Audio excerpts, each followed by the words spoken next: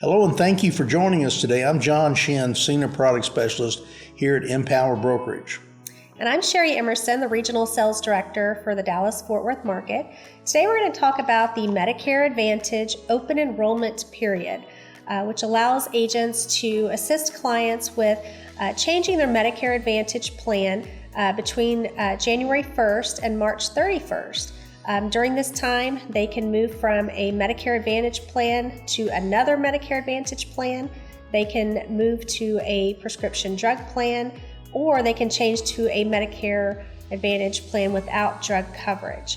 But what John's going to speak about is the steps the agent needs to take to be careful to make sure that we get everything in place correctly. We're going to use an example where a client calls an agent and says, hey, I've talked to my sister, she has a Medicare supplement, I have a Medicare Advantage, and she thinks I should have a Medicare supplement. Mm-hmm. So she calls us, the agent, and we're going to be able to work with her and talk to her about moving her from that. So by applying for the Medicare supplement, you're not really affecting the MAPD at this point.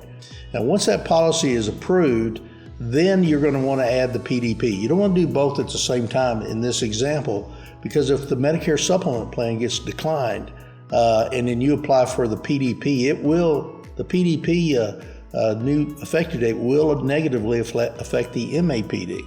So that's a big problem. So you always want to apply for the Med Supp first, get it approved, and in this example, do a February 1st effective date. Then you would apply for the PDP with a February 1st effective date. Now, what happens on February 1st is the PDP, standalone PDP takes over, and the existing MAPD is now gone. It's terminated because of that.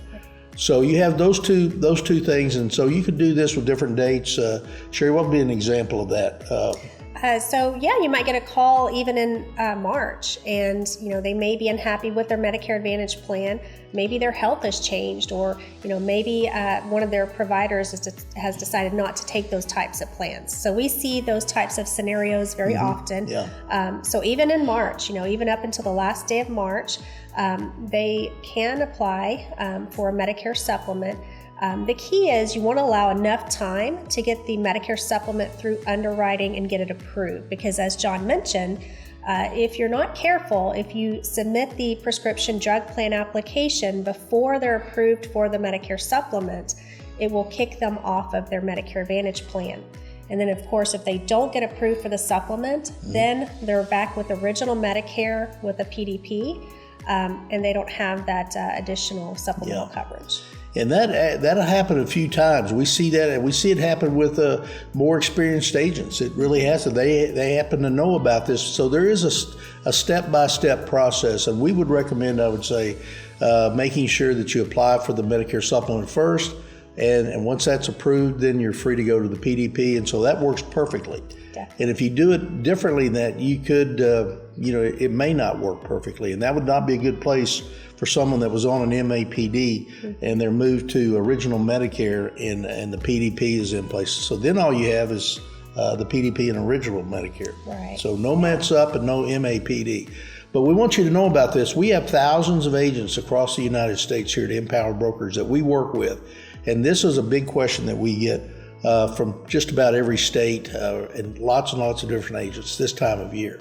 The Medicare supplements and the Medicare Advantage are both highly popular and effective plans. So it's important for you. The big producers know how to do this sort of thing. That's right. Yeah, we just want to share this with you. Yeah, and just one other thing I would note, there are exceptions to that rule. So, if it's someone's first time in a Medicare Advantage plan, they are still within their trial right. They have that 12-month period to try their plan.